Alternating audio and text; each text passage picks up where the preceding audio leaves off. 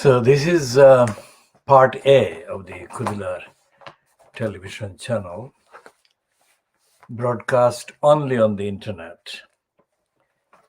And this is part A of the KhoodeelaarTV television channel being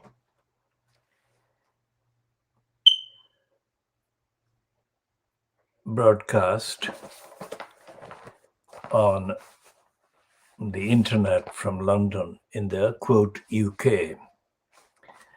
Now, this is the front page of this Saturday thing that is untruthfully described as being guest edited by Lenny Henry.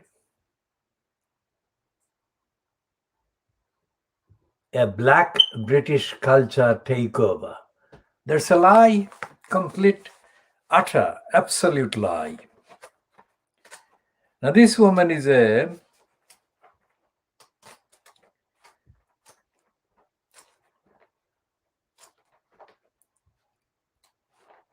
kind of symbol of the corrupt American Democratic Party. She's her name is Huma Abedin, and it suggests that she's somehow related to an Arabic kind of background. And the fact that she is being given this portrait is not anything to do with Lenny Henry, although it appears in the magazine that is described untruthfully as being guest edited by Lenny Henry. This is a woman who has been exploited and has allowed herself to be exploited by, in the context, anti-Muslim regime and culture and narrative and agenda represented by Hillary Clinton. Now, we called Hillary Clinton at least 12 years before anyone heard of Donald Trump as a candidate for the presidency in the USA. We called Hillary Clinton a corrupt and fascist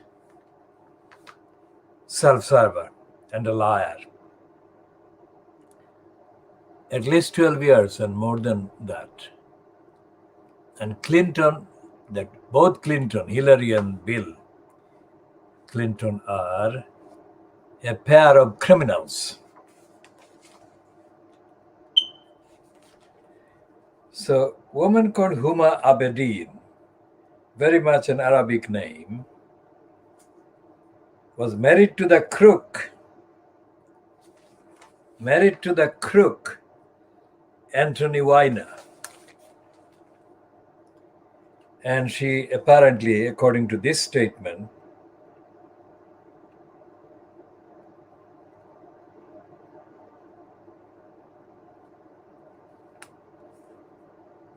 she was apparently working for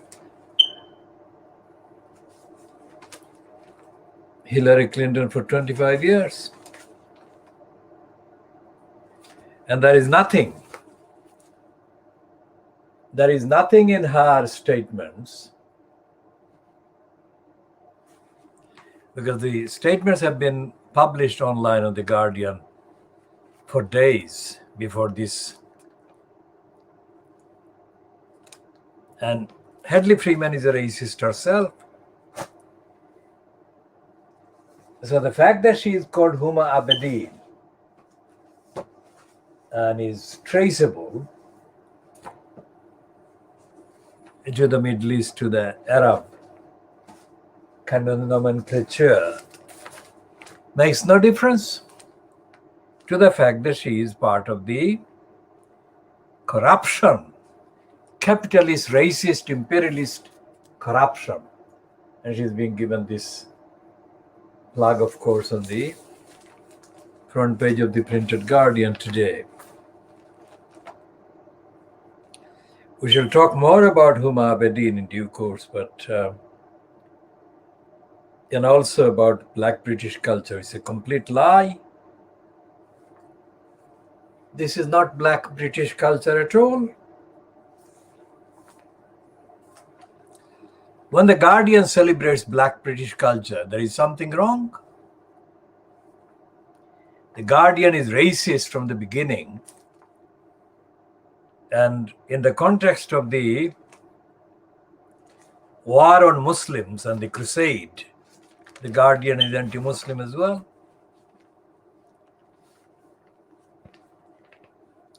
This is false. The green badge that the Guardian is peddling is also false. And the Guardian is saying the Yorkshire cricket descends into a chaos of resignations. Can you believe that? Descends into chaos of resignations. Not descends into the confession, the forced confessions of racism. So it's bearing very clear of admitting that Yorkshire cricket is festering in racist insults and denials.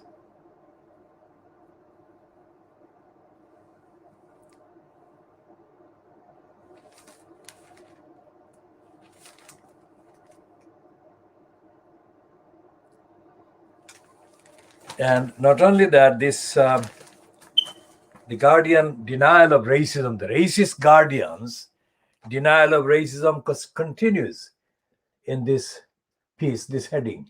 Look at this. Host suspended from BBC show about alleged remarks, not even alleged racist remarks. So this is on the record. This is on the record, the racist Guardian festering in denial.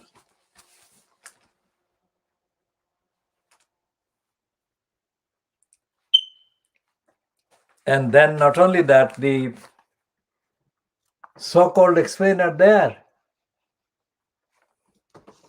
it is continuing to deny. It says that who's who in the cricket controversy. It's not a cricket controversy, you racist, lying morons. It's racist. It's racist controversy.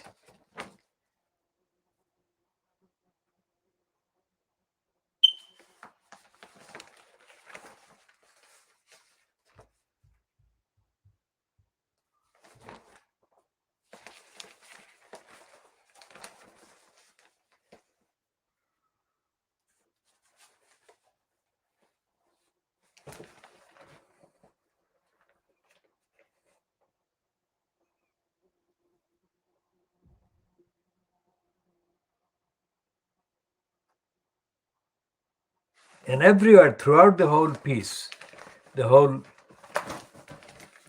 coverage is the cover-up.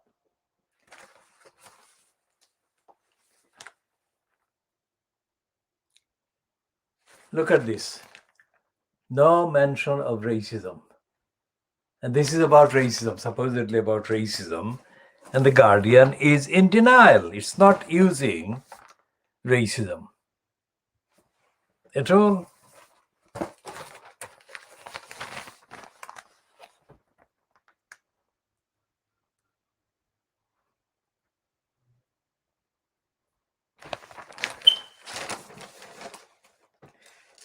So it's not admitting racism, it's recriminations.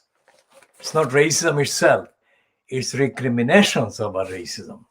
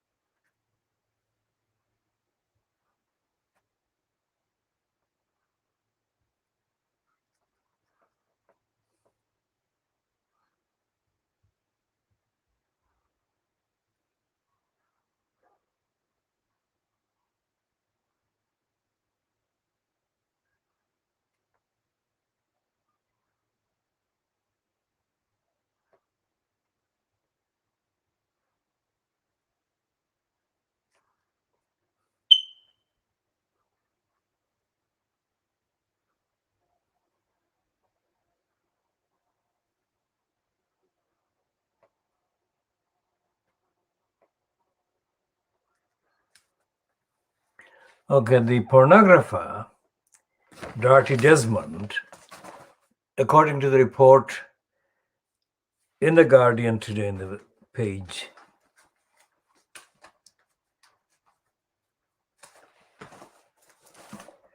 it's page 4 of The Guardian, which headlines Desmond threatens Wikipedia over claims he is a pornographer. Now, is Desmond being described as a pornographer in the current online edition of the Wikipedia? Let's check.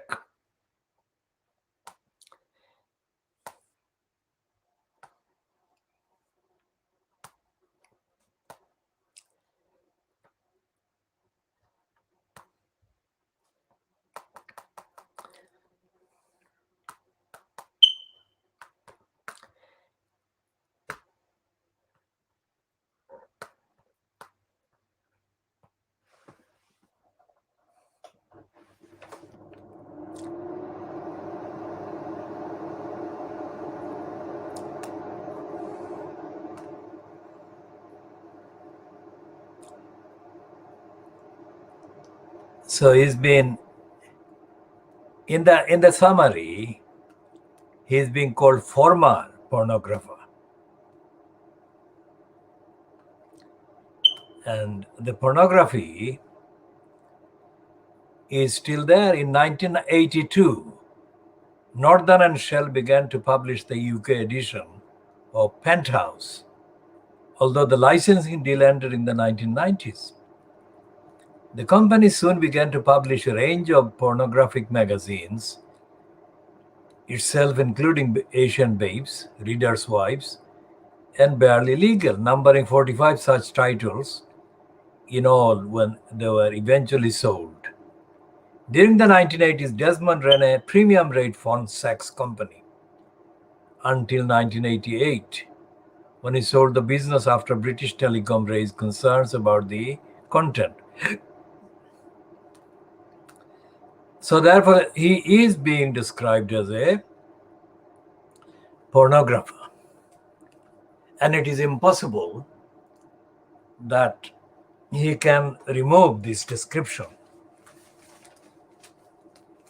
because this is part of the record.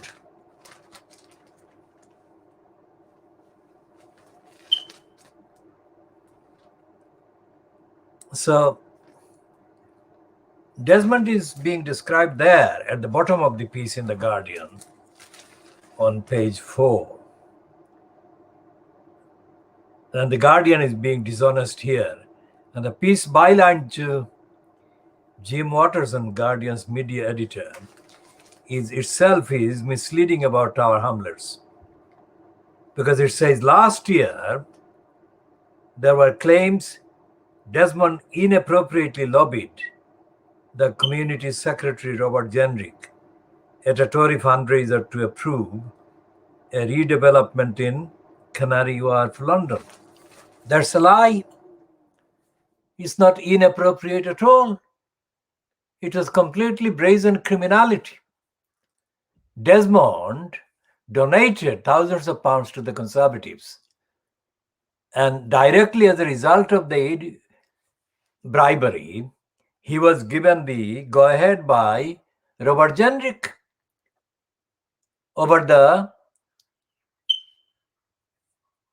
particular site and the development, the planning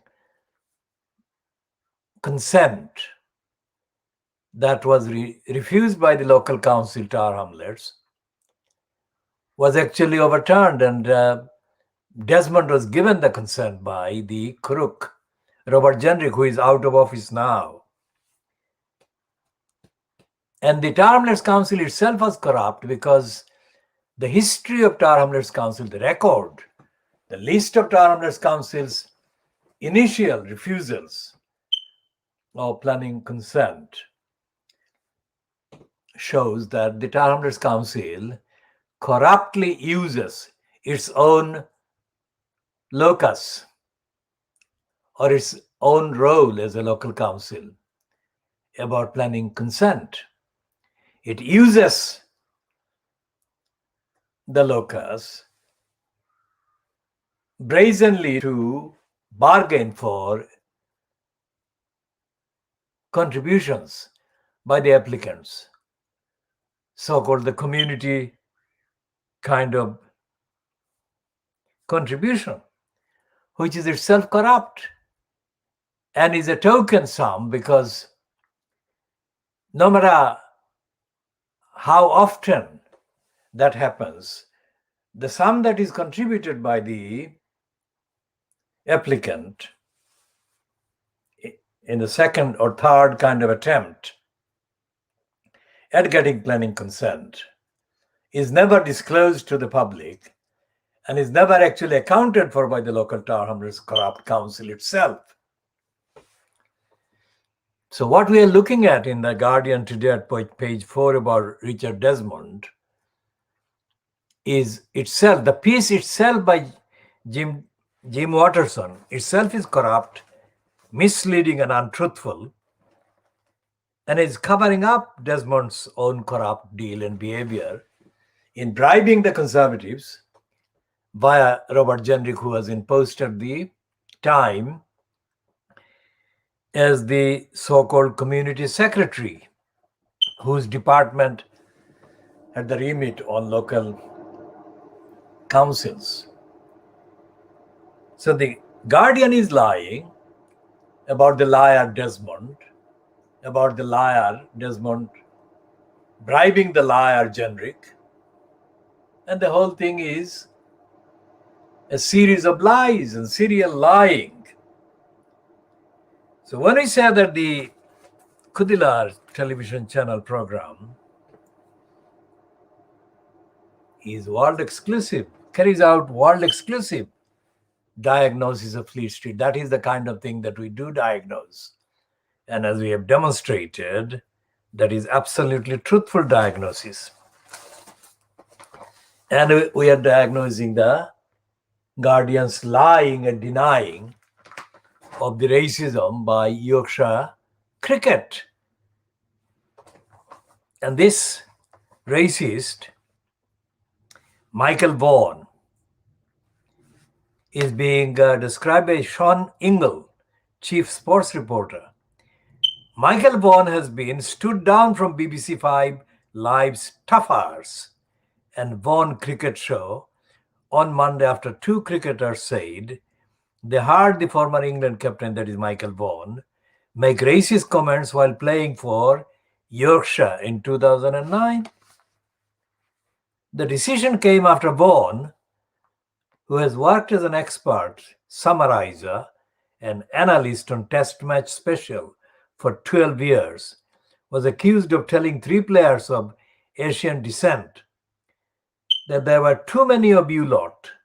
We need to do something about it before a county match in Nottingham.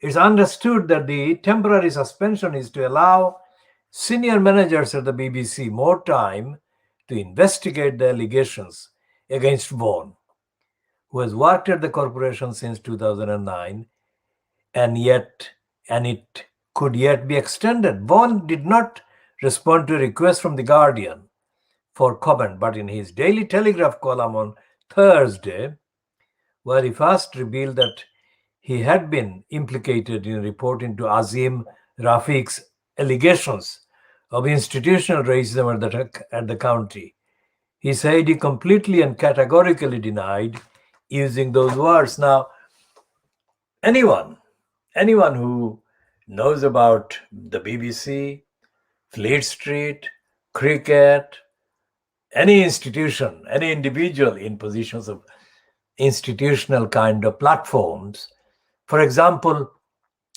in the immediate aftermath of the attack on Iraq and Afghanistan by Tony Blair and George W. Bush, the BBC allowed the second or the younger son of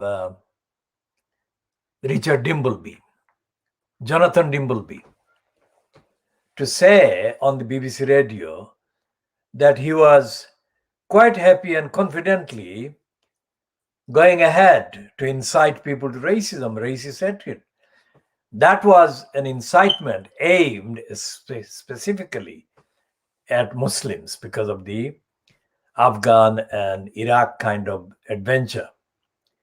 And the BBC allowed him. It's not something that can only be established by investigation. It is something that happened and is not exceptional. It's a typical BBC crusader racism, that is racism that is aimed against Muslims, crusader racism, as well as racism aimed at other people from African and Asian backgrounds. And there is no evidence that the BBC took any action against Jonathan Dimbleby. And the BBC's racism is not, as I said, confined to that one particular utterance by Jonathan Dimbleby, who was basking in the disgrace, basking in the racist disgrace, crusader disgrace, ushered in by Tony Blair, who was in the post as the Prime Minister at the time. And all the allegations of racism against Fiona Bruce and other BBC fronters and BBC staff and reporters and editors, all the racist allegations have been allowed to be buried by the BBC, successive BBC bureaucracy. So the fact that Michael Vaughan has been allowed for 11 years to be paid hundreds of thousands of pounds as the expert by the BBC, hundreds of thousands of pounds of the license fee paid by ordinary people. The fact that Michael Vaughan, the racist, has been paid that much money just proves how racist all the institutions are, how racist all the individuals in making the decisions, relevant key decisions are and have been, and how impune the racists are and have been and continue to be over their racist behavior. So the Guardian piece saying that Michael Vaughan's kind of behavior is under investigation by the BBC is a joke. The BBC is not doing any investigation. BBC is racist. So the BBC is not justifiably entitled to be accepted as legitimately in investigating any allegation of racism, either against Michael Vaughan or against any of the others, including, as I said, Jonathan Dimbo. Now, Dimbo is the spelling, D-I-M-B-O-R-E. Dimbo is the spelling that has been used in Private Lie. We use it and we give credit to Private Lie as the source. And Dimbo is something that the Private Lie has used more often against David Dimbo than against Jonathan Dimbo.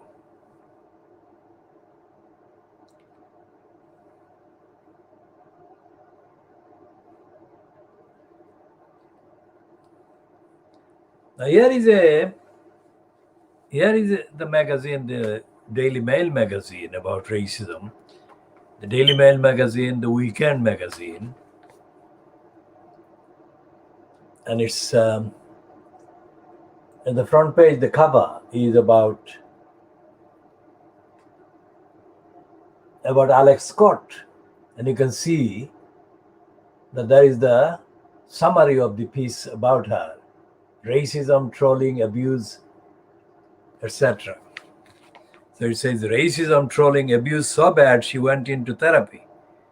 Now that she's achieved her goal as a top football presenter, she's even got her own BBC game show. And this is a saying that Alex Scott, the woman who's changed football forever, To what extent that is true is another matter, but that's what it says on the cover. Now, Alex Scott, historically and topically and contextually, went to the Langdon Park School in Poplar in Tower Hamlets. And it is quite possible that this piece would say that she actually grew up in Poplar. Let's see if it does say she grew up in Poplar.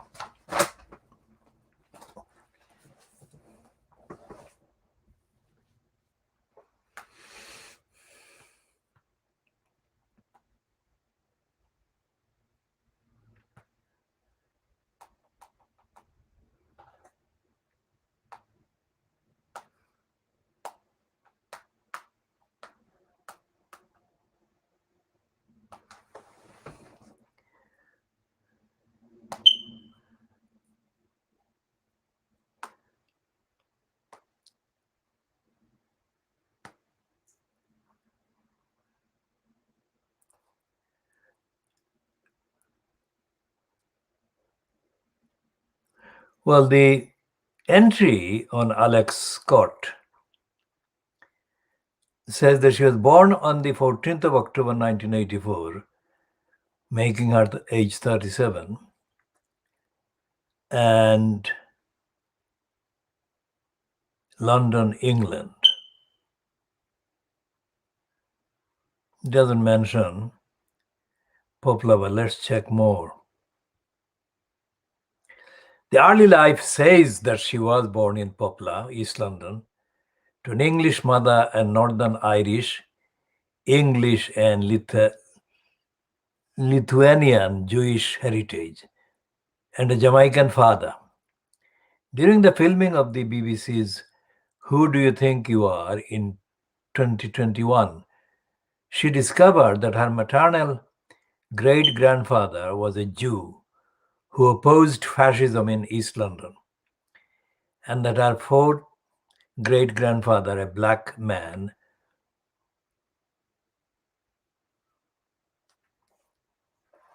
owned slaves, 26 slaves. And Scott attended Langdon Park School, which has been granted sports college status. Scott and rapper Dizzy Rascal, also a past pupil of Langdon Park, both represented Great Britain in their own fields at the 2012 London Olympics. So it does mention Langdon Park School and the location of her birth in Poplar.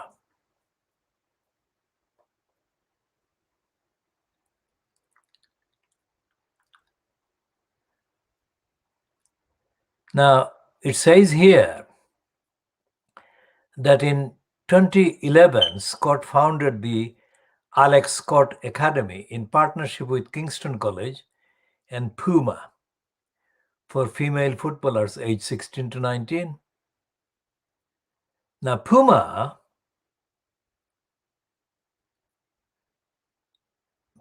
was involved in 2012 in Brick Lane. Puma had their main headquarters based in Brick Lane in August 2012 because they represented or they organized and managed Usain Bolt.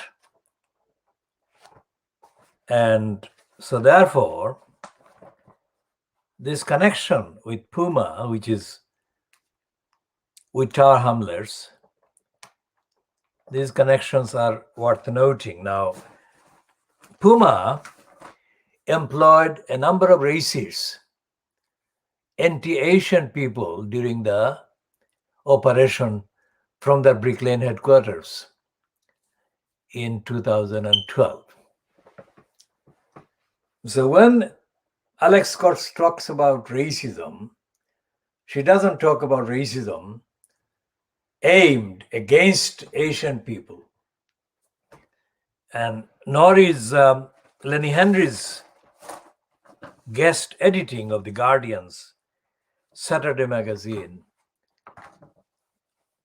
recognizing the existence of Asian people, people of Asian background, as black people, because all the articles in that particular magazine, this one, well, this woman is unrepresentative of Asians because she's not being treated in that piece or in those two pieces as an Asian or as a Muslim. She's being treated as a part of the Democratic Party in the USA and as part of the propaganda for the Democratic Party based issues. And she's not, of course, being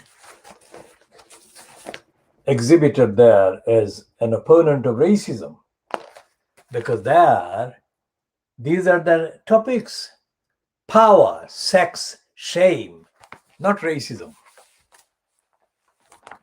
So when we say that we carry out world exclusive diagnosis of Fleet Street, this is the kind of point that we make. This is the kind of analysis that we make. It's world exclusive and it is against racism at the core. And she says that she was desperately in love with this liar. She doesn't call him the liar, she says her husband. I didn't know who I could trust. So we receded into our corner. And Hadley Freeman, as I said, is a racist. And a racist that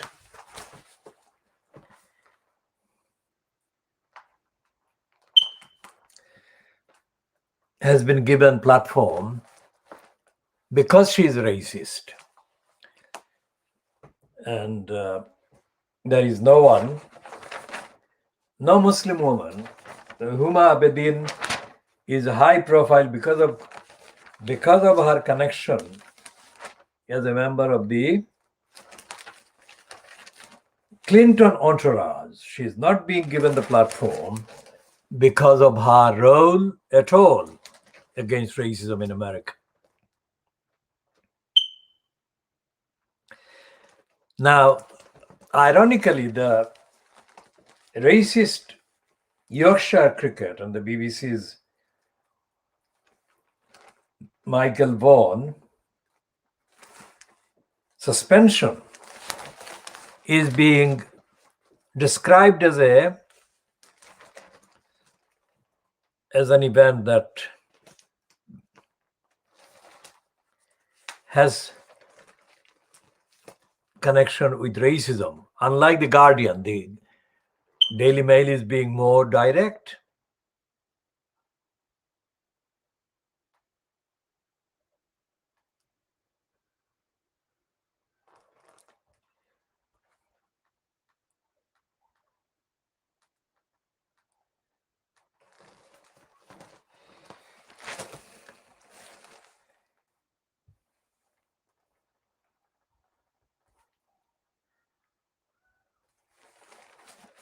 And on page 12 of the Daily Mail today, Saturday, the 6th of November 2021, there is a piece about the murder of this woman, the Kenyan woman,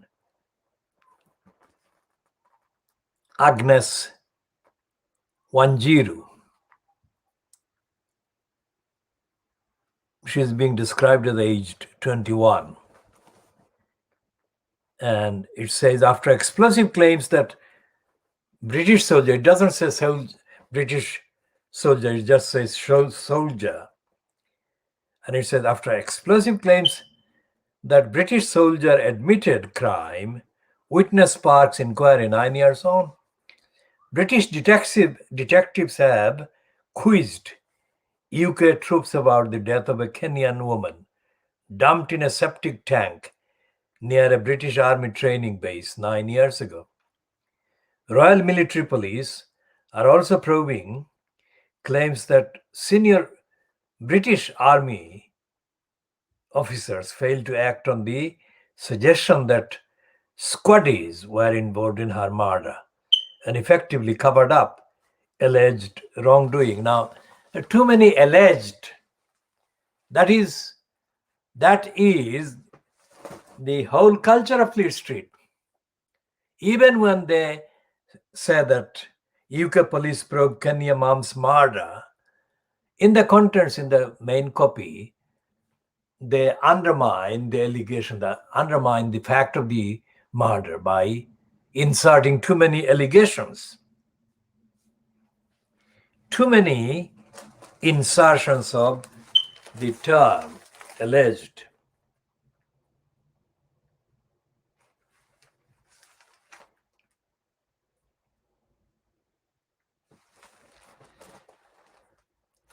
Now, there is a piece on the same page.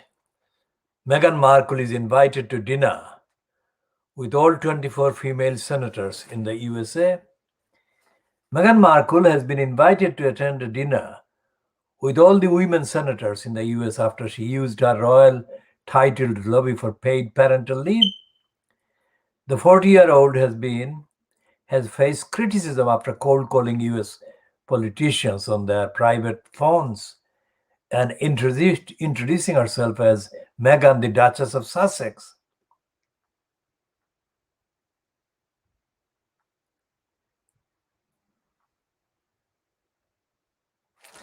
Now, what are the Daily Mail and the Sun and the Express going to do against Meghan Markle now? Because despite the fact that Fleet Street has been constantly kind of spreading lies and inciting hatred and disaffection against Meghan, Meghan's activities in the USA appear to be increasing into political sphere, to the point that she is now being reportedly invited to meet all 24 of the American women senators. When that happens, what excuse will the racists in Fleet Street, the Daily Mail, the SCUM, and the Beaverbrook legacy of lying toxicity, the Daily Express group, what excuse and pretext will they use to undermine the activities and the role of Meghan Markle? Something to be watching.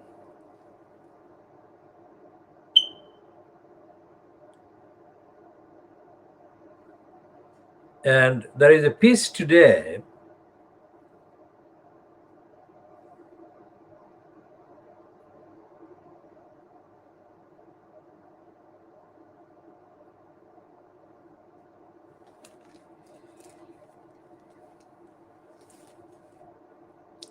and it says, "Clean up your act, Boris." And underneath that is a panel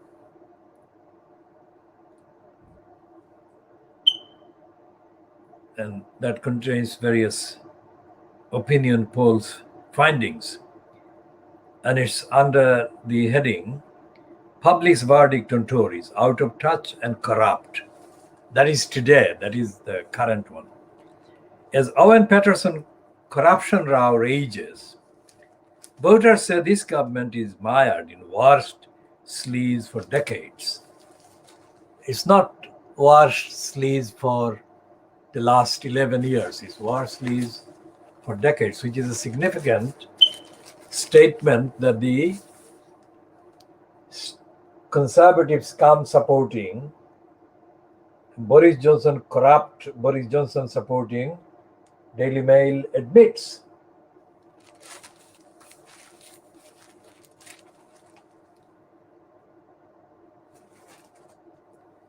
And it says a third of MPs have side roles. That is to say, about 400 MPs. Well, let's read this one. What is the actual number? As many as 1 in 3 MPs earns money outside of Parliament. Research has shown 237 of these 650 MPs declared outside earnings in the year to March, that is year to March 2021. Analysis by the website Open Democracy found that between them, they received £4.9 million on top of their parliamentary salaries. Among the highest earners were former Prime Minister Theresa May, who was paid £616,000 for giving speeches, and former Attorney General Geoffrey Cox, who gets £400 a year as a consultant to legal giant Withers. There are growing calls for restrictions to be placed on such roles. Green MP Caroline Lucas told Question Time, "The idea you can find time for a part-time job that's going to pay you £100,000 on top of being an MP, I find quite preposterous." Well, that is true. She says that she finds it preposterous. But she is not doing anything about it. On the next pages of the Daily Mail, page 16 and 17, there is beginning to be a concession.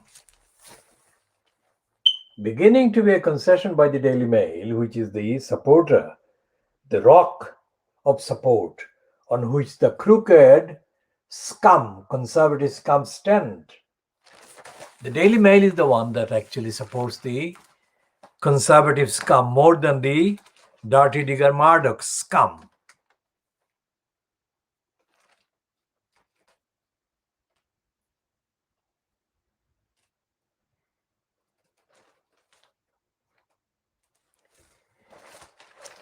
And let's go back a few pages.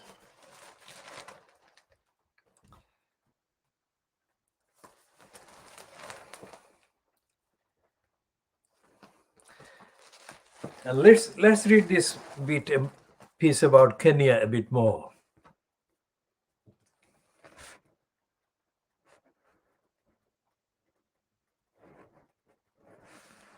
And it says the British detectives have quizzed UK troops about the death of a Kenyan woman dumped in a septic tank near an army training base 9 years ago.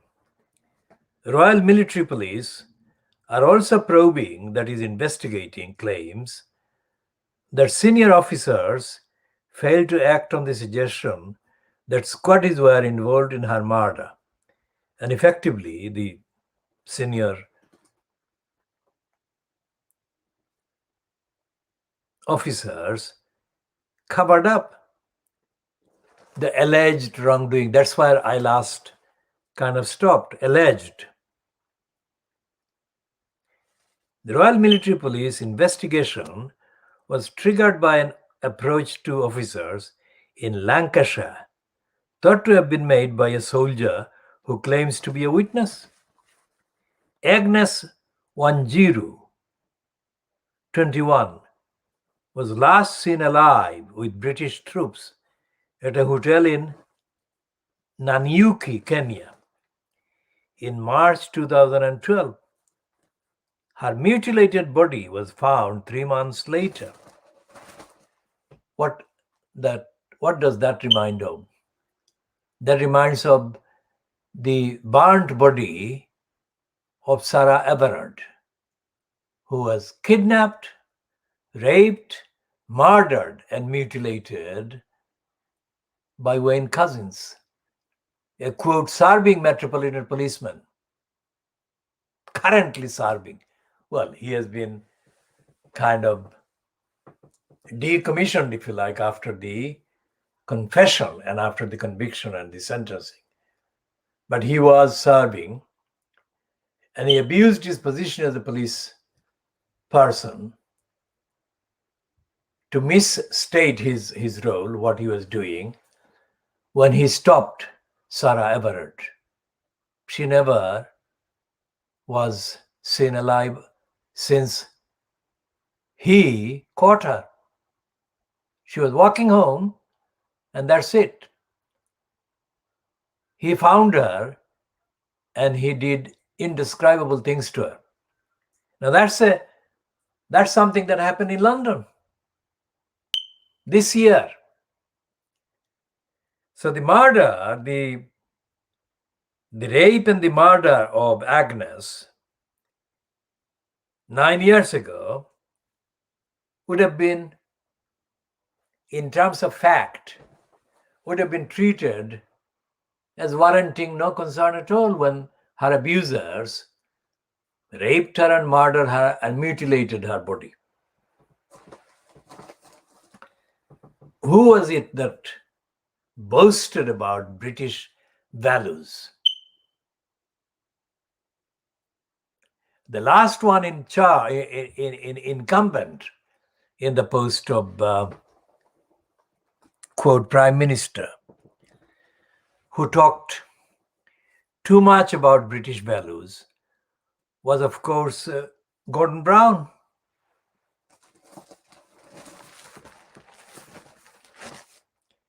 British values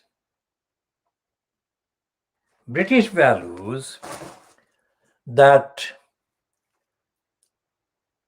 are trampled on every day by the so-called British government, British MPs, British executives, British soldiers, British police.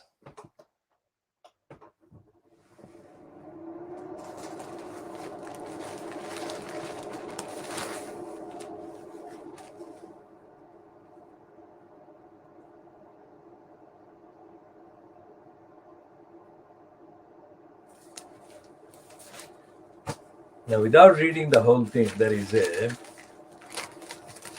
part of this piece in the Daily Mail about Agnes Wanjiru. Defense sources indicated that Kenya's strategic importance to Britain was a significant factor behind the UK government's eagerness to cooperate with the authorities investigating Miss Wanjiru's death. The Ministry of Defense has plans to station forces in Kenya to combat the threat of Islamist terror groups. Now imagine that, Islamist terror group. I mean, it concentrates the mind of the crusaders to the point where they can murder a 21-year-old Kenyan woman and joke about that murder. I mean, they have absolutely no other description but evil.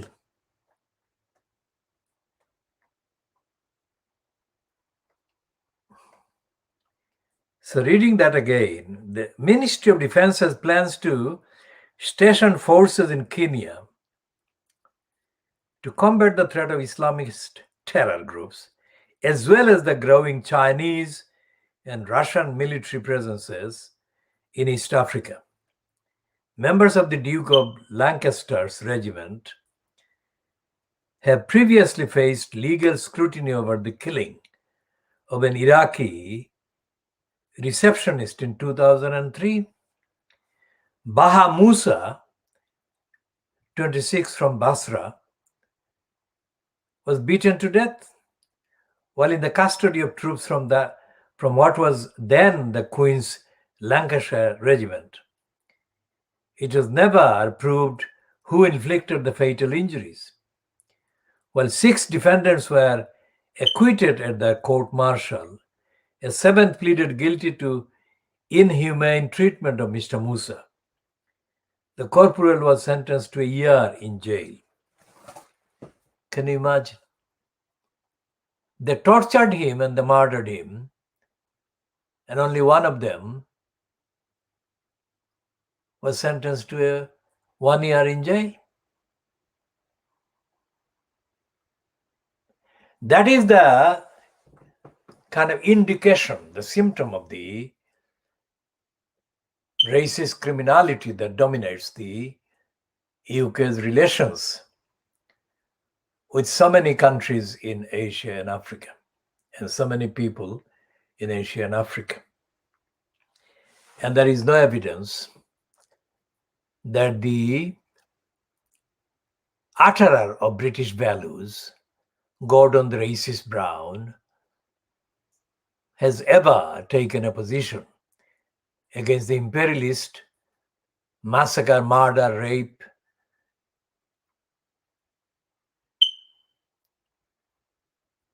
and mutilation that are ongoing in the name of Britain, in the name of the UK.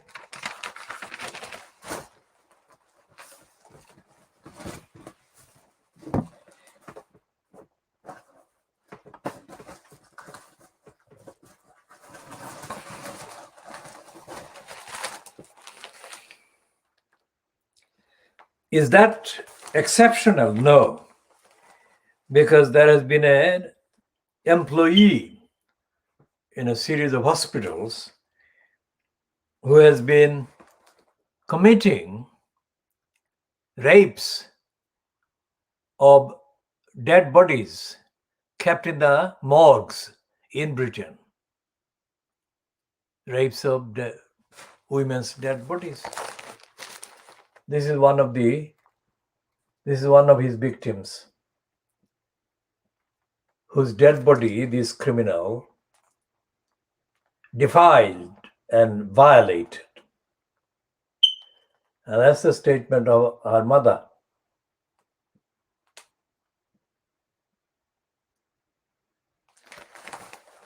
Now, if a mother felt that enraged and felt she was on the brink of insanity, what does it say about the state? It's evil state. And as we have been saying, the evil is not being committed, perpetrated in secret. It's in broad daylight. Even when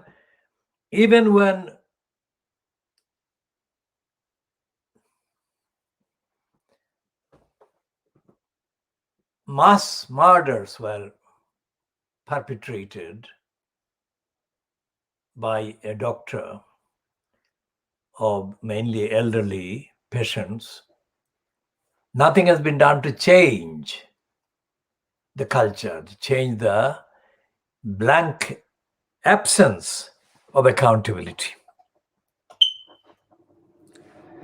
And every time there is a news item coming out of such depravity, what should be the response? What should be the outlook to such disclosures of depravity is not to treat that particular incident as a one-off.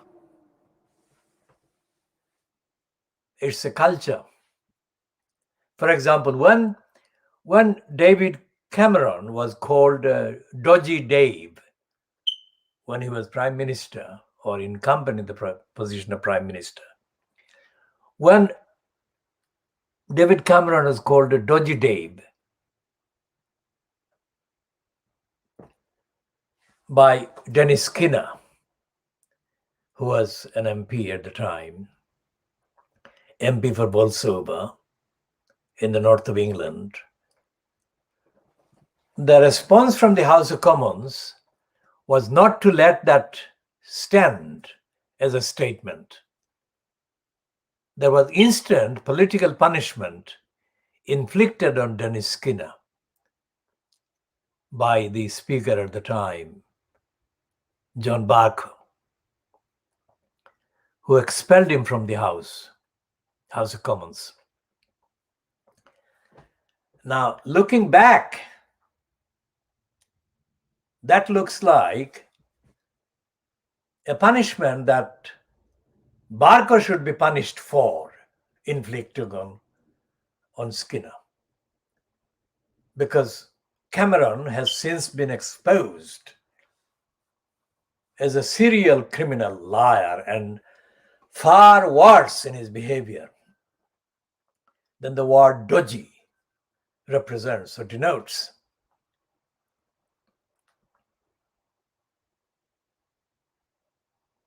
The Greenspin, the Greensill corruption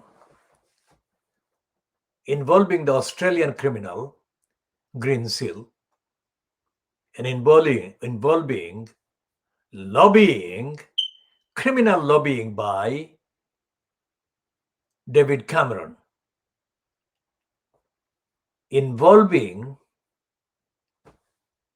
many times more the amount of money than has been involved in the corruption of Owen Paterson, corruption by and of Owen Paterson. So you multiply all these corrupt activities, and what do you find? You find enough evidence that constitute evil. Evil regime.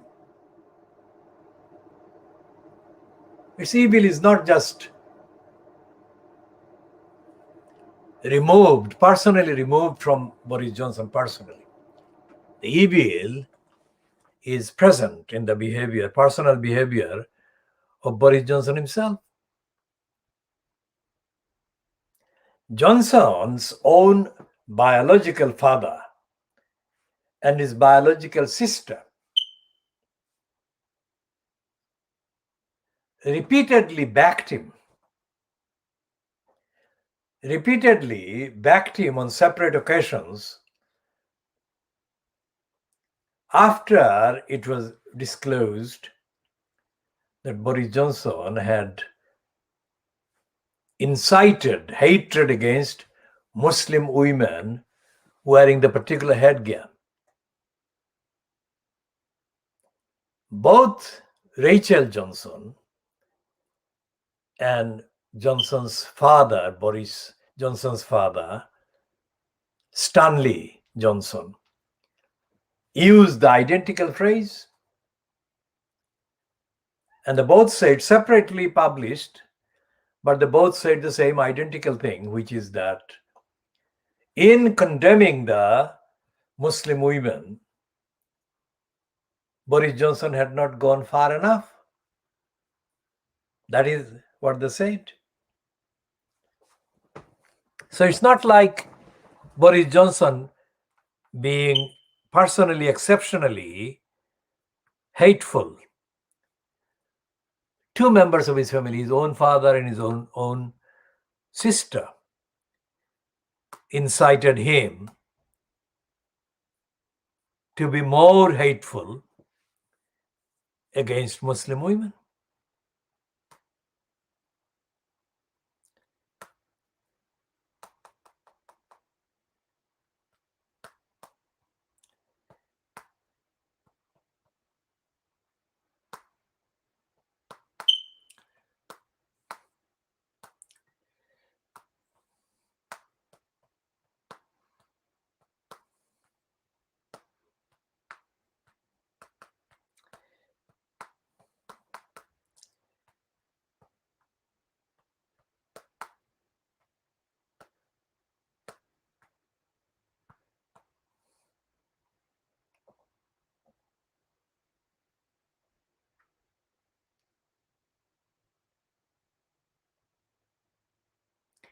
Now, this is online, and this is a piece on the iNewspaper, and it says, the heading is on the iNewspaper, inews.co.uk.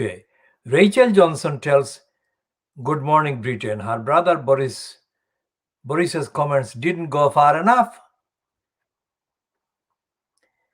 and the Muslim veil is anti-feminist.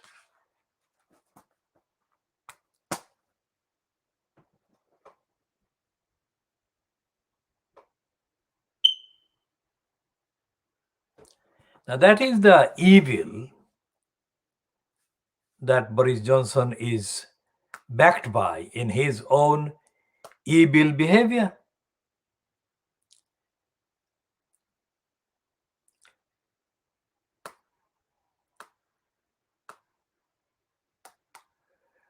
And this is what I have said, that Rachel Johnson said that, and the same thing was said about the same time by their biological father, Stanley Johnson, about Boris Johnson not condemning Muslims badly enough, harshly enough. They said he should condemn them even more harshly.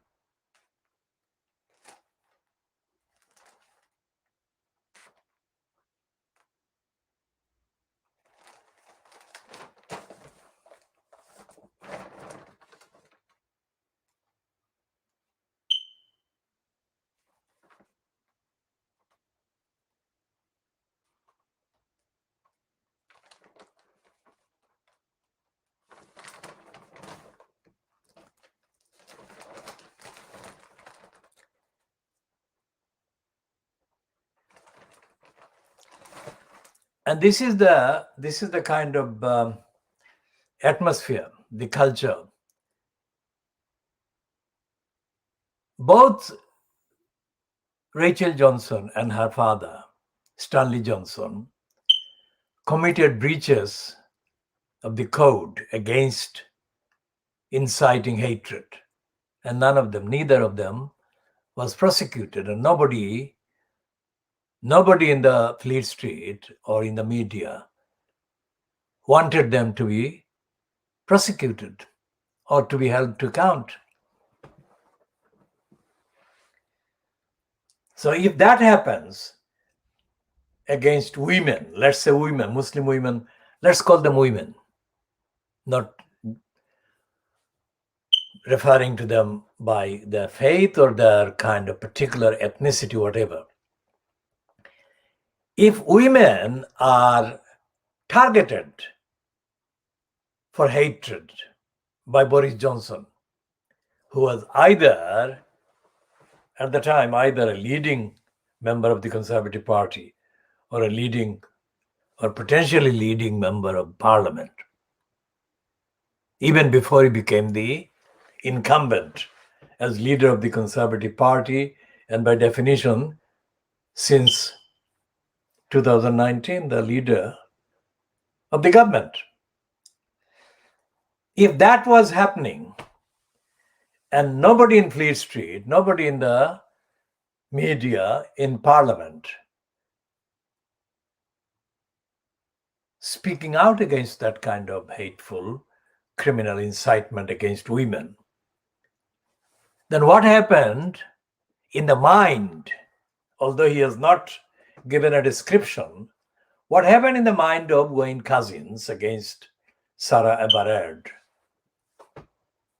was only happening as a permitted set of plots against a woman. Think about that. So those who are talking about and also even after the set of details that have come out so far, because most of the things that Couzens did to Sarah Everard have not come out.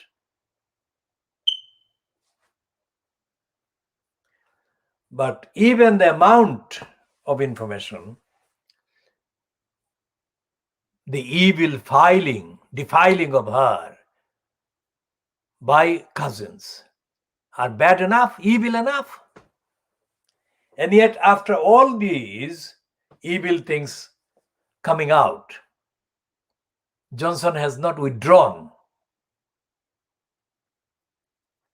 Boris Johnson has not withdrawn his incitement against women. Let's say whatever the group of women. And there is no right on the part of Rachel Johnson or her father, Stanley Johnson, or indeed on the part of Boris Johnson himself, to incite hatred against anyone.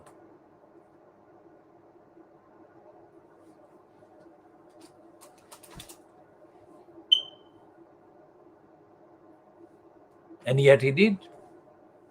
And yet there is no evidence that anyone is calling for Boris Johnson to be prosecuted for inciting hatred against Muslim women. The Guardian is saying about the flat. But that, even if proven that Johnson abused his position and the money was misused or abused or illegally used, that is nowhere as bad against the rights of the targets of Johnson's incitement to hatred. So on that evidence, the Guardian is complicit and complacent on the Johnson attacks and Johnson's incitement, Rachel Johnson's incitement, Stanley Johnson's incitement to aggravated incitement by Boris Johnson. The Guardian is completely in denial of that. And so is every single commentator, writer, legal expert in Fleet Street or involved with Fleet Street, like the many kind of licensed law trading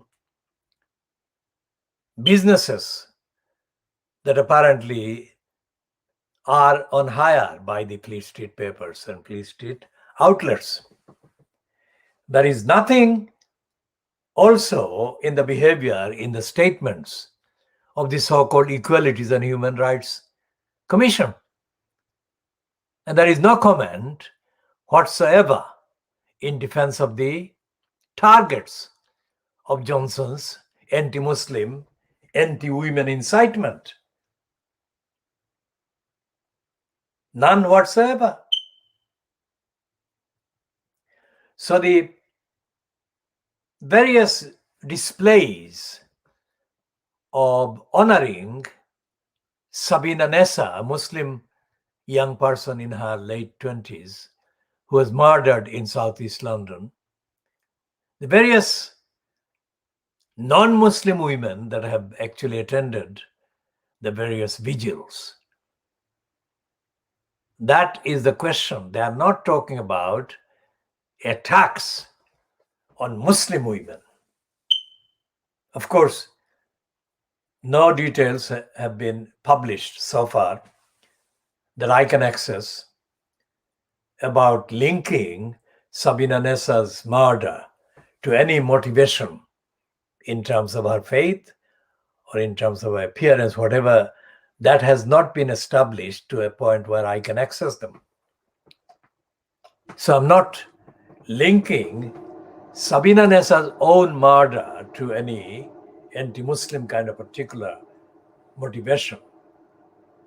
But the fact that those who are mourning her or taking part in various expressions of mourning and have taken part in vigils in her memory and in her honor, many of them would be agreeing with Rachel Johnson that Muslim women wearing burqa or headgear that Boris Johnson targeted were doing something anti-feminist. Now, is there solidarity among the so-called feminist women with Muslim women targeted by Boris Johnson and Rachel Johnson and Stanley Johnson? Or black women or African women like Agnes Wanjiru or Wanjiri. Agnes has been murdered by British soldiers who raped her and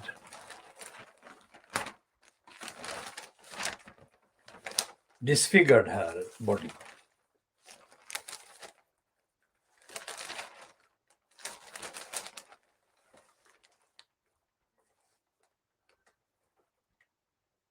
Agnes Wanjiru. What about the uncounted numbers of women whose dead bodies have been raped by this very domestic, British-based, England-based criminal? Evil. Where is the evidence that the feminists are actually demanding real changes to the extent to which an evil like that has got access to the morgues? Which raises the question about accountability. The UK state is not accountable to the people whose safety is its duty. UK state centrally and UK state locally. For example, the case of the Tower Hamlets Council allowing the grooming of the girls from Bethnal Green to take place within the boundary of Tower Hamlets borough itself.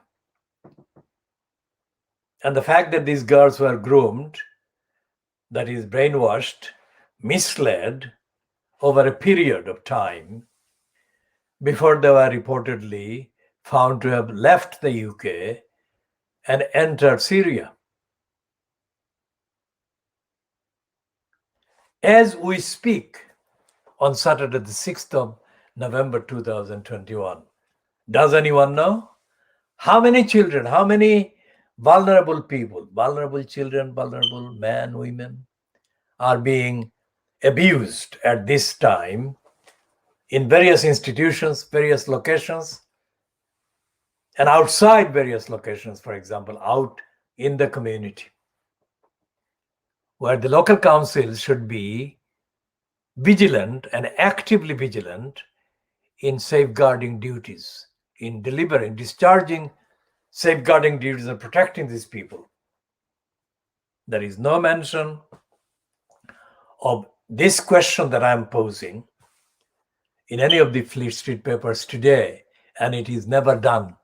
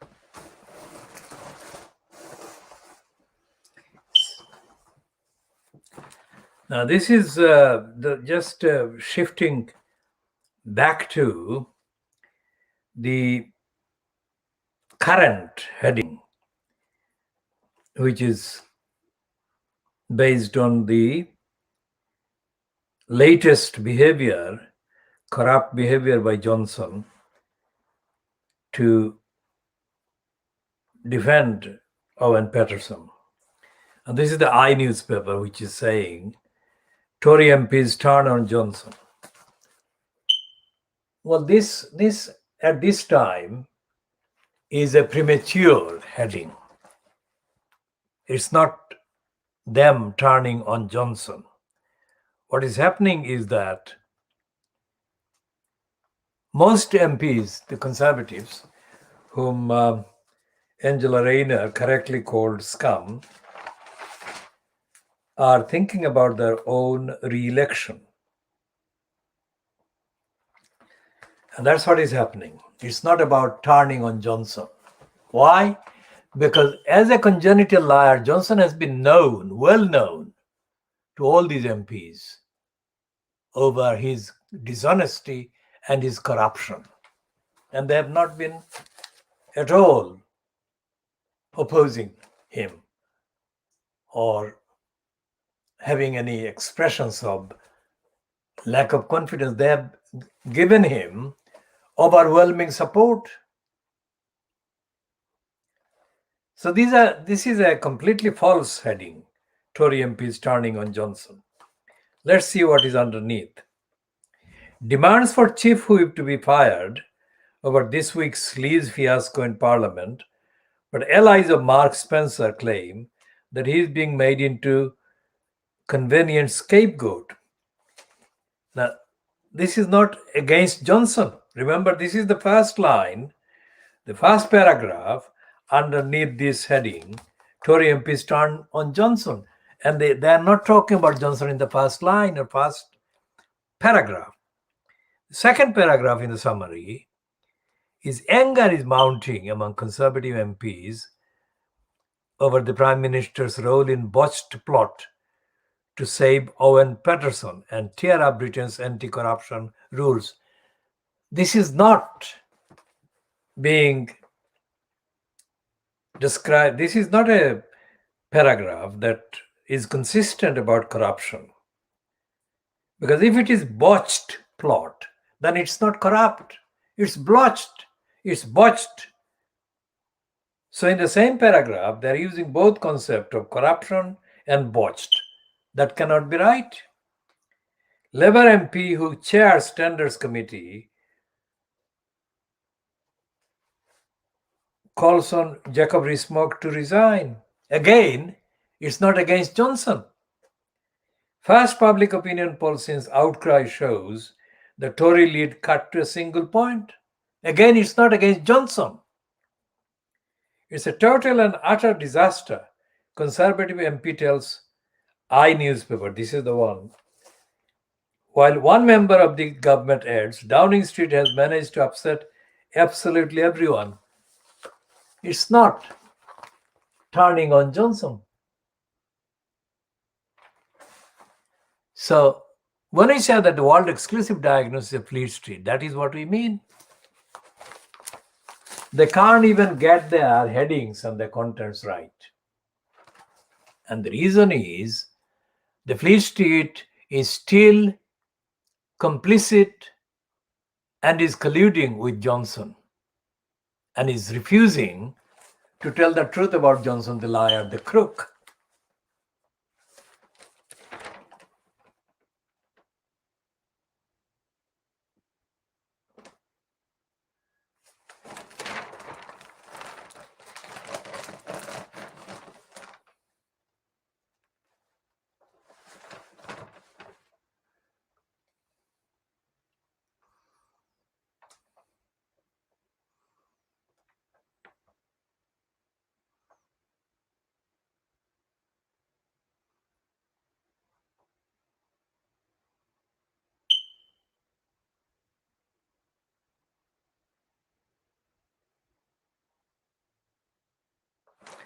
And the I newspaper, this one, is misedited by a crook and a criminal liar called Oliver Duff. Because he is a criminal liar, the contents of the I newspaper are full of lies and fakery.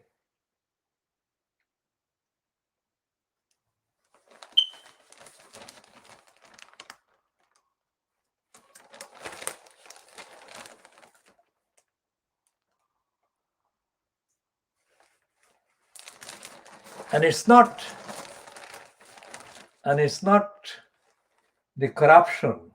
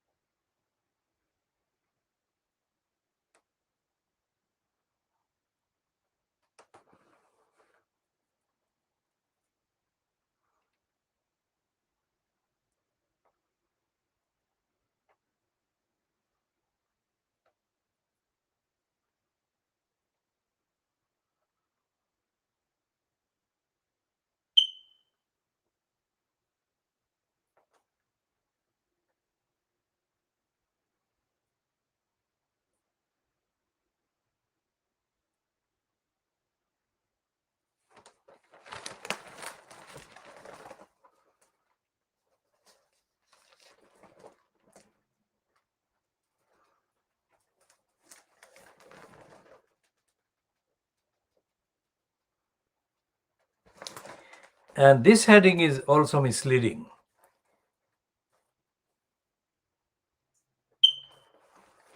All these pieces are absolutely false. Johnson may be losing his grip on government. This is by Katie Balls, who is a Spectator journalist. And Spectator is conservative platform.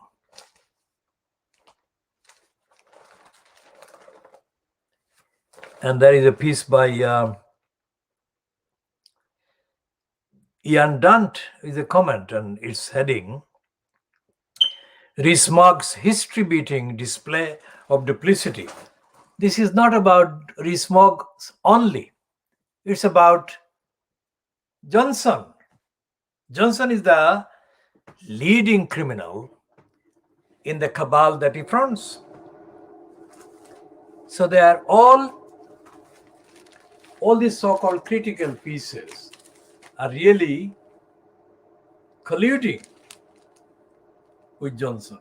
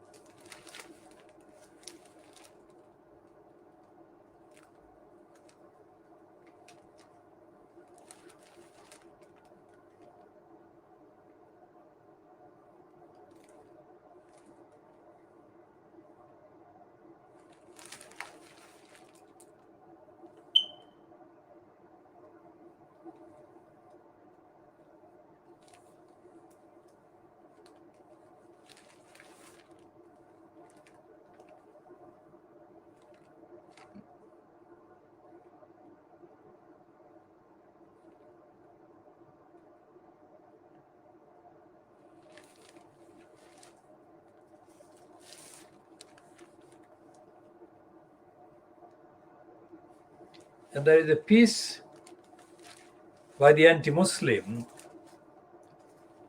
woman called Emma Barnett. Emma Barnett's piece on the iNewswire page 33 is the one that the crooked Oliver Duff Paterson promotes in his so-called opinion, editor's opinion. Now, this is a crusader narrative. Any statement that any racist makes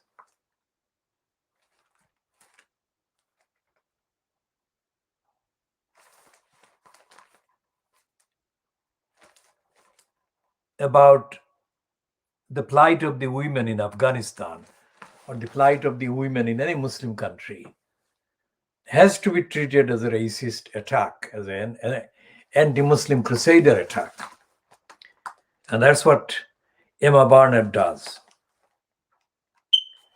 Why?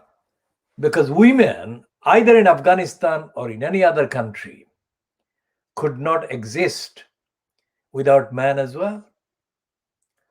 So instead of saying that the women's rights are under threat in Afghanistan or any other Muslim country, the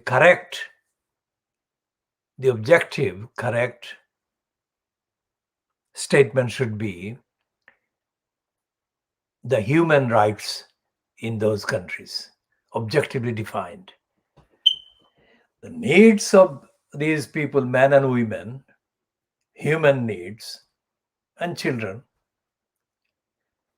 without looking at man, women, and children.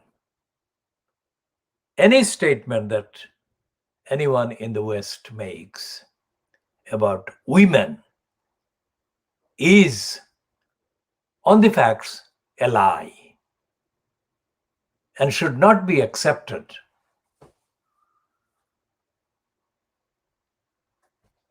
as being anything other than a lie.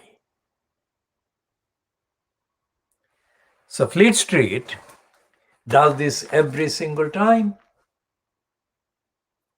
There is no sign of man at all, or even boys, or even children. So we shall be talking about that more.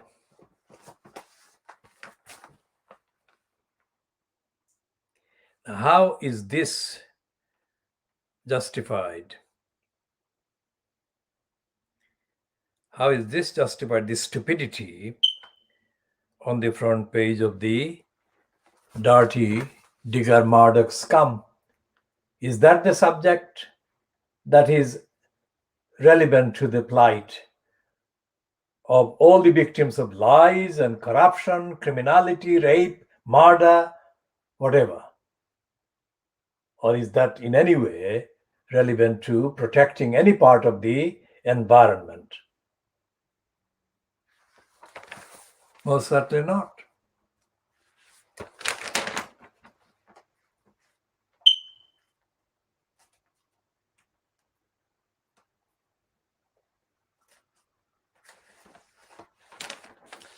And they're joking. The scum is joking on page 2. We'll come to that in a minute. Scum is joking about Johnson's corruption.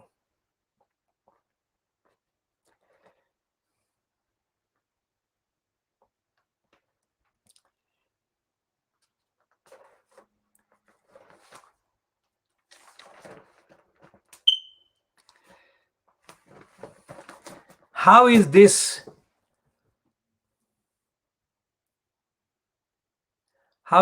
relevant? It says shocking new record failure. And what is the failure? 853 migrants in a day. Now the scum should be prosecuted for inciting hatred and untruth and so on. Why? Because it doesn't say, the scum doesn't say that these migrants, wherever they come from,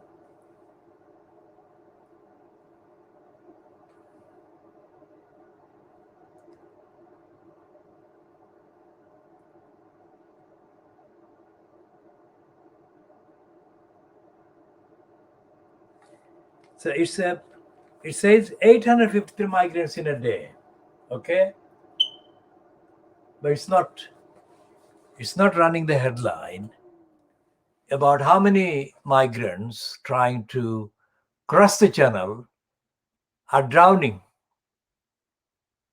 And it's not saying how many of them are forced to try to cross the channel from France into England, are being forced to do that because of breaking of the law by France and the UK,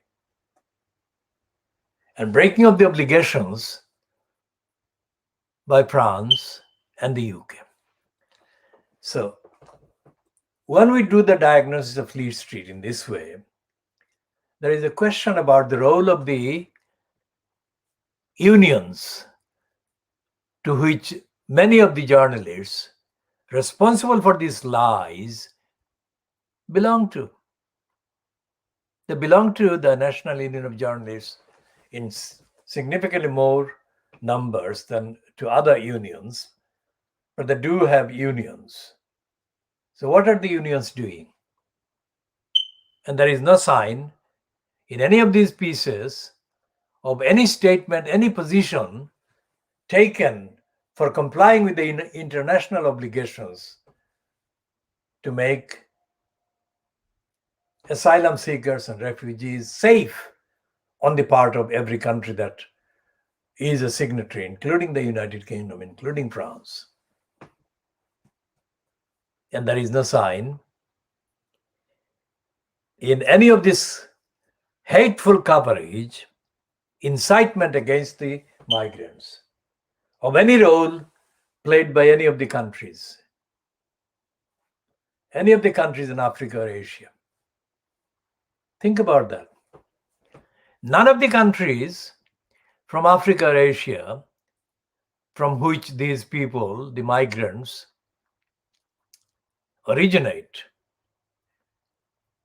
has made any stand for their rights, either at the United Nations formal level or anywhere else internationally. So the safeguarding of the people coming from their own countries is being neglected, brazenly neglected by these Asian countries and these African countries.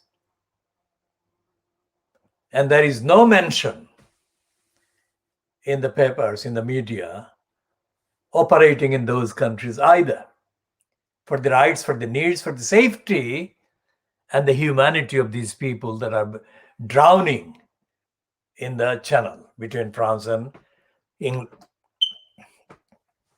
or are being detained in inhuman conditions on the way to the channel by other countries which they have to cross.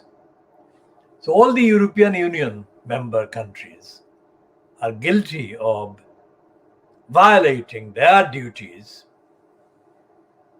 to treat these people, desperate people, safely and safeguard their safety.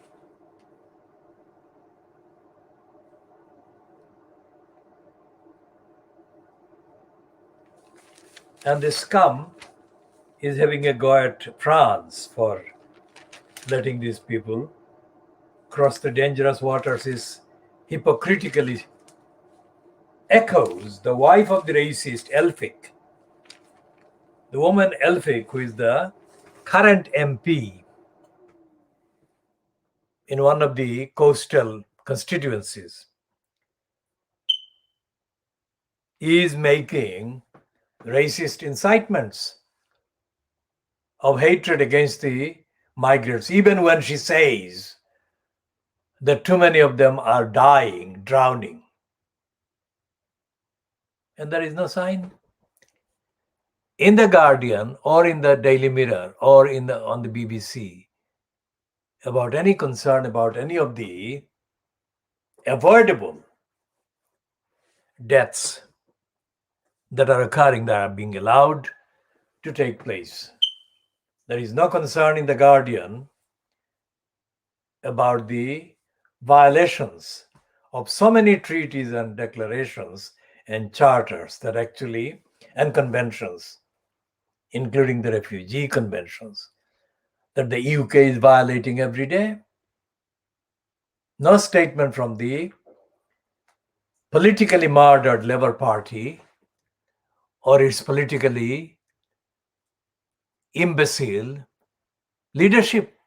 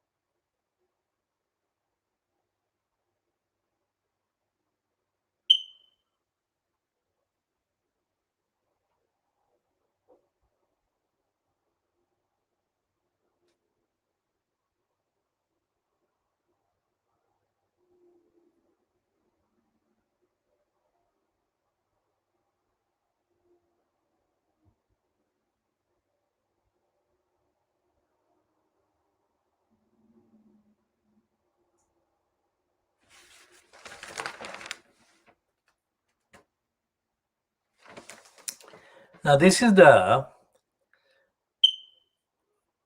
evil morgue monster that is being featured on pages 18 and 19. And the main heading is married to the morgue monster, apparently his ex-wife, in total shock. And faints kids speechless. This is the evil one that has been raping the dead bodies of women in the morgues. How did this happen? Shows that these places are not protecting people, not safeguarding people, not doing their job.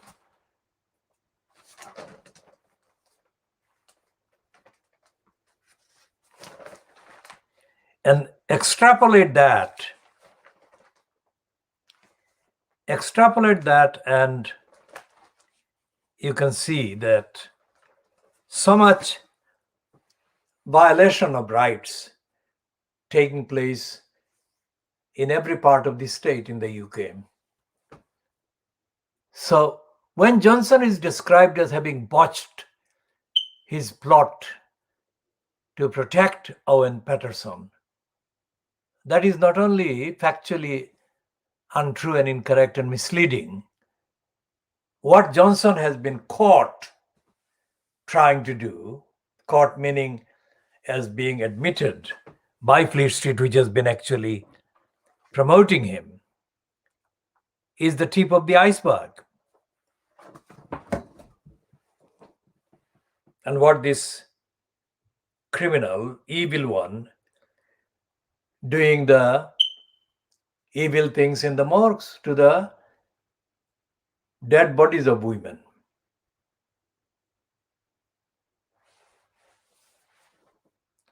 Which is why what Owen Paterson did was again a tip of the iceberg. If it is true that 1/3 of MPs are doing side jobs, getting side incomes, then it must be true that most of their income, most of their activities are in breach of the stated law, the written law, as well as totally immoral, unethical, and corrupt, and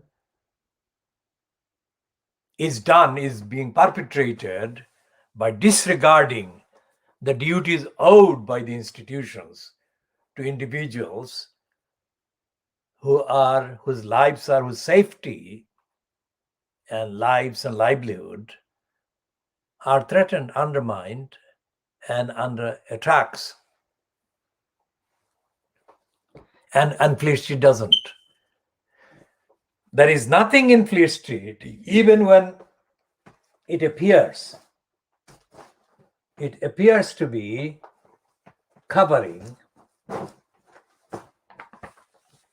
the current tip of the iceberg of corruption, criminality, racism. There is no mention in any of the papers, and today's papers, not all of them actually, today's papers, the cash price, £20 plus. There is nothing. There is nothing about the millions of cases every week. Millions of cases that are mishandled by local councils, by the various other agencies, and by the police at all. So there is no contextual kind of prediction. The contextual, factual prediction as to how many people are going to be violated this week by how many agencies, how many ministers are going to be hiding their lying roles and collusions with big business, how many crimes being reported to the police are being ignored, how many rapes are being contemplated and being denied, and how many courts of law, so-called, are violating the laws. How many court officials, employees in the various courts are hiding the truth and protecting the criminals and wrongdoers. How many judges are lying? How many members of the judiciary are part of the conspiracies to protect the wrongdoers and the criminals? These are not fantasies. These are happening. Only that the happenings, the actual occurrences, are reported by the press much later, too late, when it's too late. Whereas the actual warning should be published as happening now, as wrongdoings happening now. How many complaints against how many local councils by how many people are being ignored and denied? Somebody in the social media, so-called, has said that the Green Party, I think, in Hackney have announced to confirm their candidate for the election to the post of mayor in Hackney. What does it show? That shows that the party, whether it's Green or the Lib Dems or whatever, is in denial of the fact, of the truth, of the role played by the holder of the corrupt post of mayor.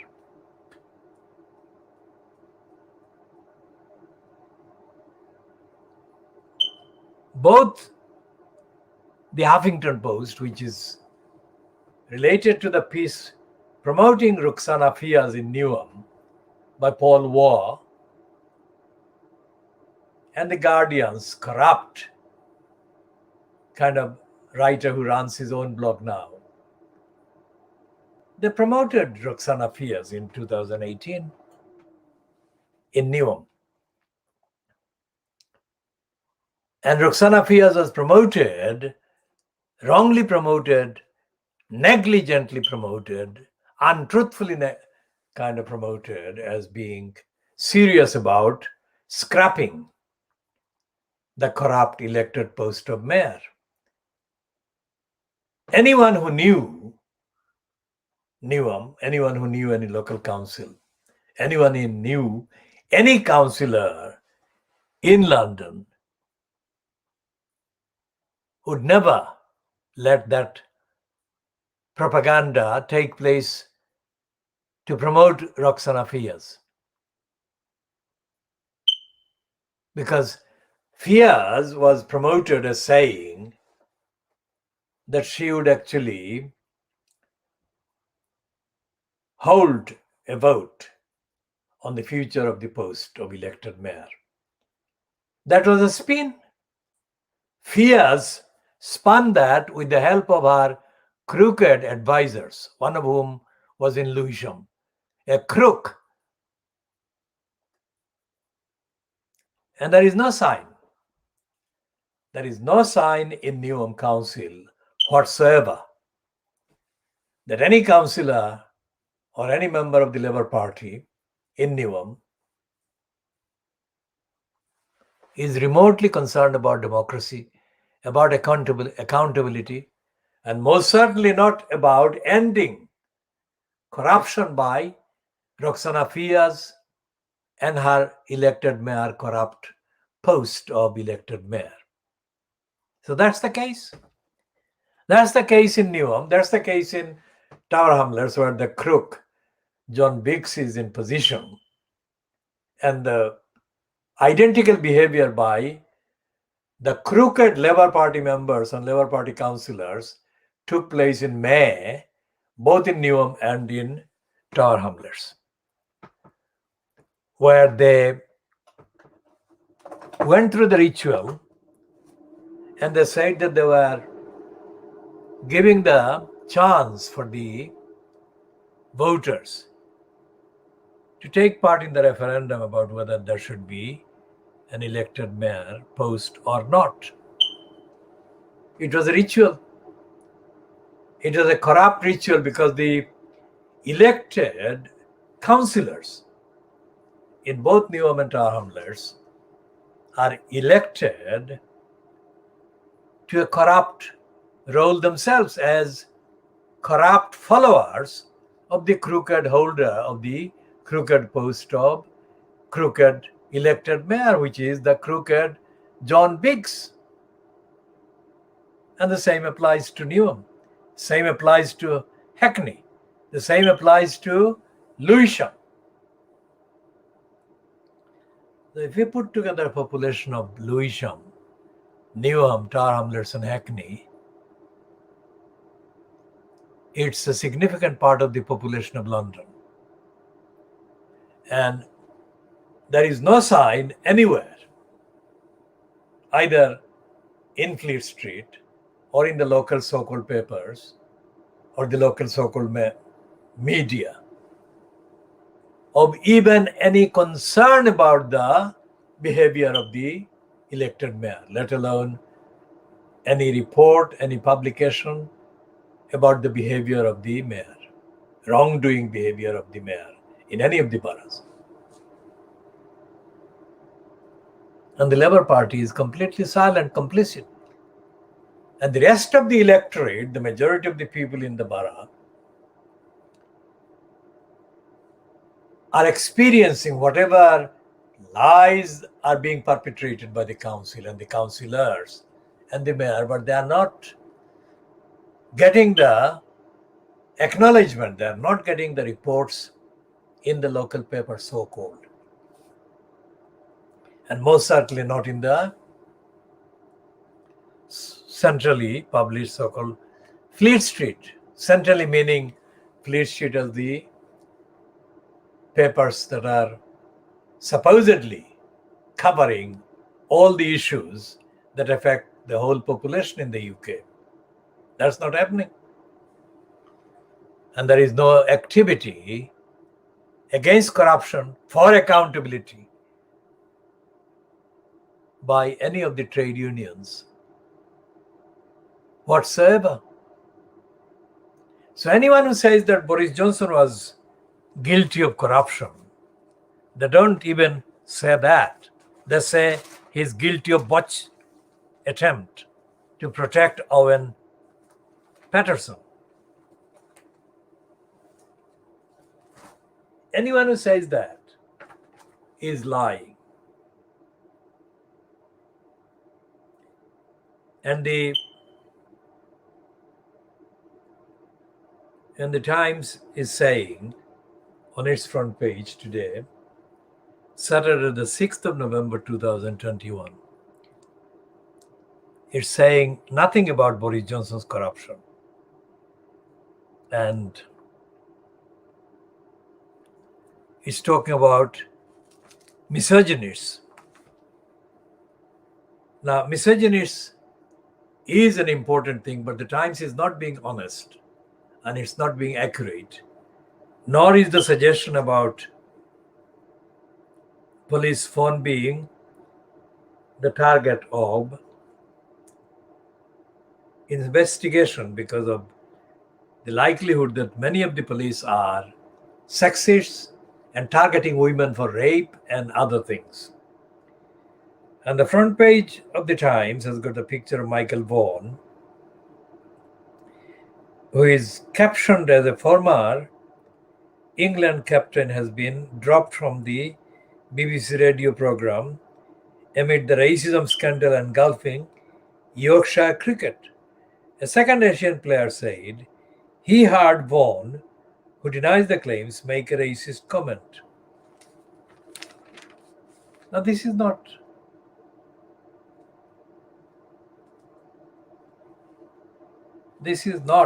a rare, exceptional event.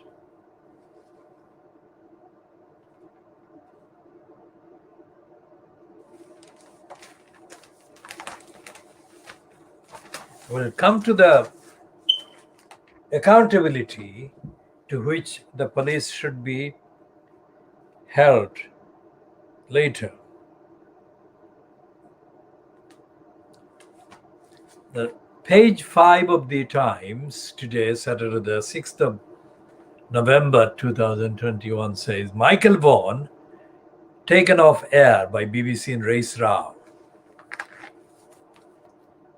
When they say race row, that automatically is proof that wherever it is appearing, either in the Times or anywhere else in the Guardian, they are undermining the impact of racism. It should not be called Michael Vaughan taken off air by BBC in race row. It should be racist behavior by Vaughan. That is what it should be saying. Otherwise, racism becomes reduced to being just another minor event. And again, Johnson is being given the protection by the Times. Yesterday, the Times says that it was Johnson's shame, but they are protecting him, shielding him by saying that number 10 yes man blamed for Johnson's troubles, not Johnson's corruption. Notice that. Not only that, they are talking about the chief whip and the number 10 yes man. What we are saying is the Times is lying. and shielding Boris Johnson, despite the fact that its editorial column yesterday was headed Johnson's shame. And again, they're saying that a quarter of Paterson's backers have jobs outside Parliament. They're not blaming Johnson.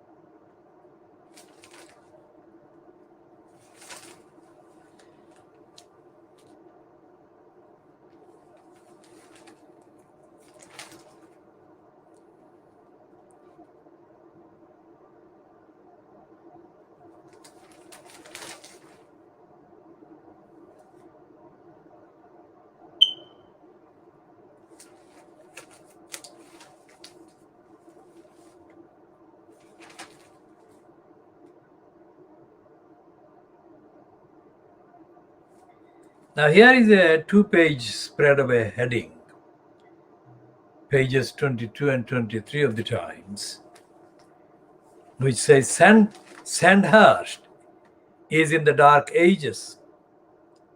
At every military dinner, I was groped. This is the woman.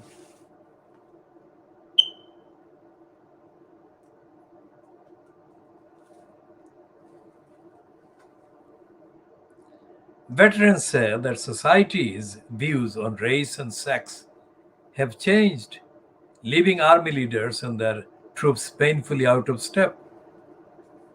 Writes Larissa Brown, this woman was forced to commit suicide because of sexual attacks. Olivia Parks.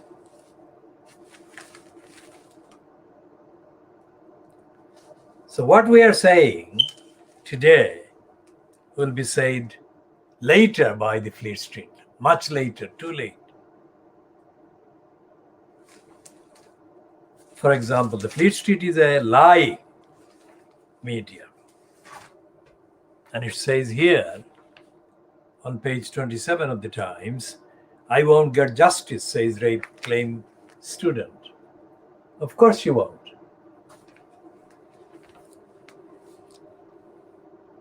Woman who says she was attacked by athletes tells Carlos Alba that a culture of misogyny pervaded her university.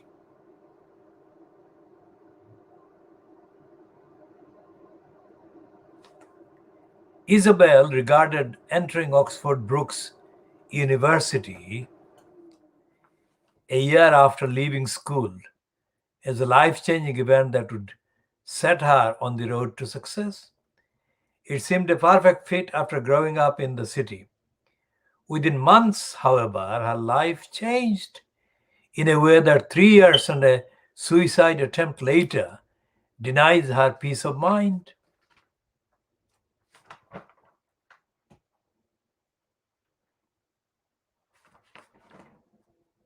And we shall be talking about rape and sex later. Here is the self-confessed liar, Matthew Paris, who is a product of apartheid. He grew up in Southern Africa. And he is the liar that defamed poor people in poverty in Britain while he was a member of parliament. And he said that he could live on the same amount of money that the people in poverty were complaining about. And Matthew Paris, who has got 2 homes, very significant that he has got a home in Tower Hamlets in Limehouse, where he has very remarkably kind of mentioned positive things about Bangladeshi boys. Why has he done that? Is a question. Because most of the comments that he made prior to that were against Bangladeshi community. And in July 2005, Matthew Paris published a condemnation of the voters of Bethnal Green and Bow parliamentary constituency for voting against Una King and voting for George Galloway. And Matthew Paris said to then mayor at the expense of London, Ken Livingstone, in that public statement that Livingstone should drive the Crossrail Hole line through Brick Lane as a punishment for the voters for voting against Una King in May 2005.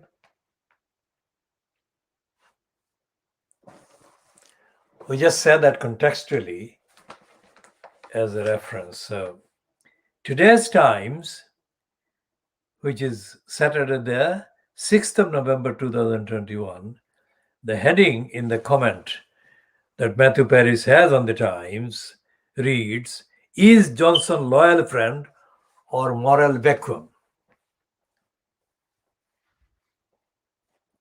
This is just for the record. We are not equating Matthew Paris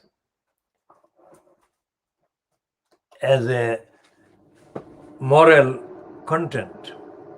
This is just as a reference.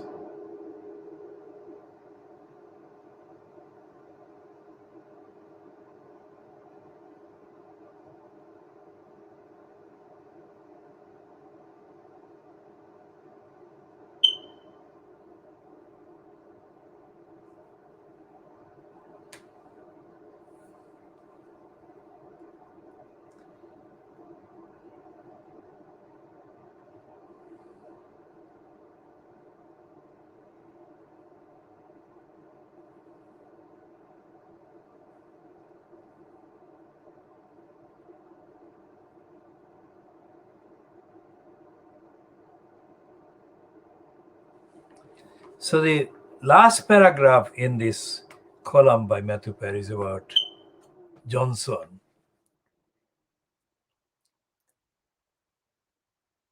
ends with the last two lines, two paragraphs, two sentences. From his every engagement with real human beings, somebody emerges broken. And it's never Mr. Johnson. With the last three sentences, let's say. And the second one is Mr. Paterson is only the latest casualty. There will be many more until someone in the Conservative Party is brave enough to call Johnson's bluff. Well, that is accurate in a way.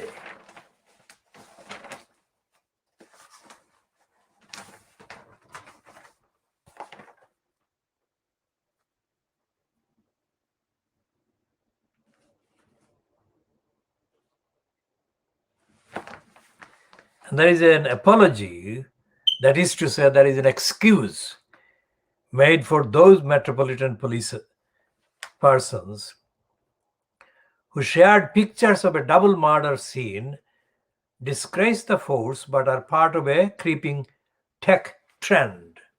That is a lie. That's a lie by Janice Turner.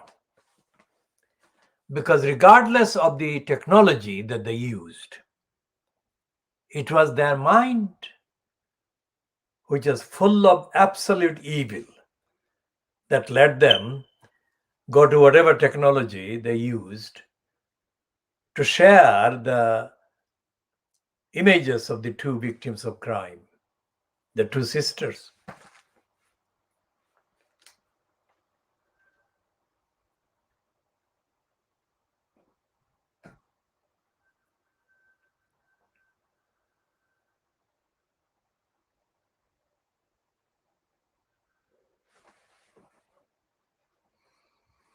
And there is this cartoon by Peter Brooks about Johnson, who is ahead of the march. He's riding on a horse, and Rees-Mogg is carrying the can where the horse is discharging what needs to be discharged. And the heading on the Peter Brooks cartoon is, "And he marched them down again." Again, this lets Johnson off. Really. It doesn't call him a liar and a crook, which is what he is. It merely shows how clever he is.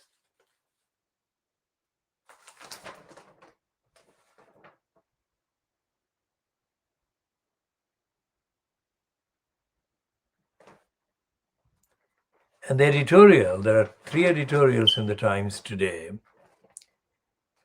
which the first one, notice the language.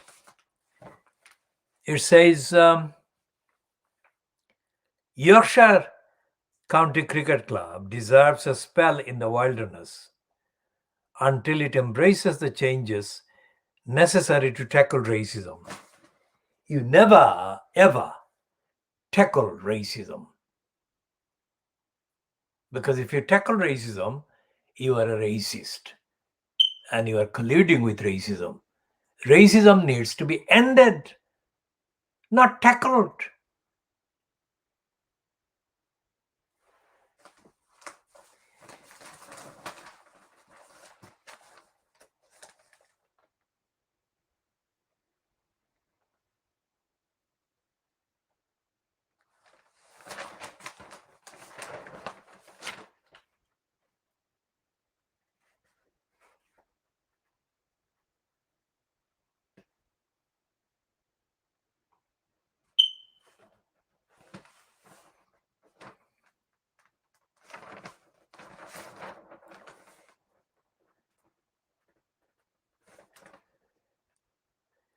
And these letters by David Stevenson, Henrietta Nice, John Peacock, Michael Percy, Canon Glynn Richerby, and Christopher Morcom QC. These letters collectively are headed U-turn that backfired on the Prime Minister. Again, is not admitting Johnson's corruption and dishonesty and criminality.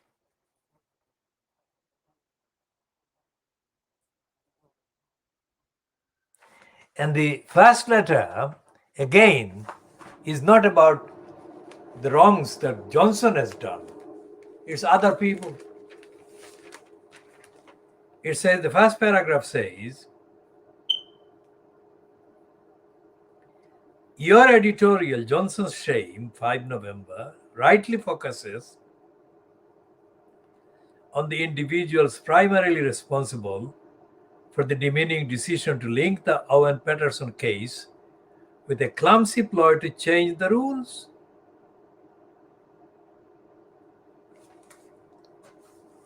This is not blaming Johnson at all, and it should be blaming Johnson. Okay, so we shall be calling this particular edition to an end at 14:41 hours GMT, approximately over 2 hours in length, probably 2 hours and 20 minutes or so. So we shall be